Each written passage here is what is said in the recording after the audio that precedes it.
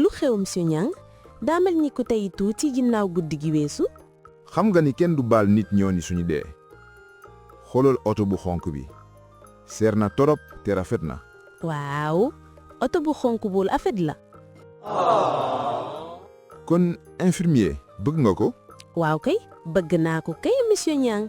ma ne soo ma xoolee sa weñ yi kon oto bi sa moom la.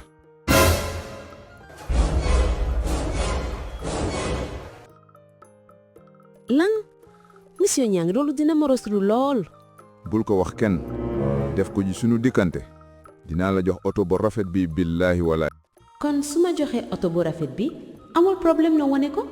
monsieur Niang ndax bëgg nga ma jox sa oto bu rafet bi dër gi samay weñ yi rekk. waaw kay amuma kenn ku ma koy jox te damay dee balaa mu yàgg kon sa moomeel la billaahi. waaw kay kon xoolal.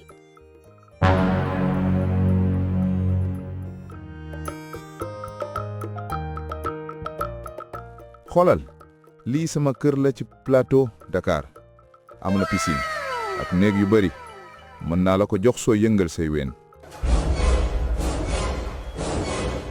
yaa ngi may sonn monsieur Niang waaye su dee daf lay neex dinaa ko def.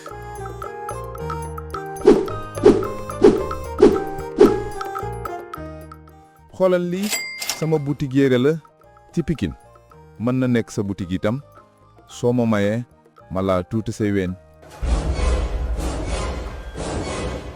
waaw léegi njëkk bu ndaw la ngir fay lii yépp monsieur Niang feexar sa xol.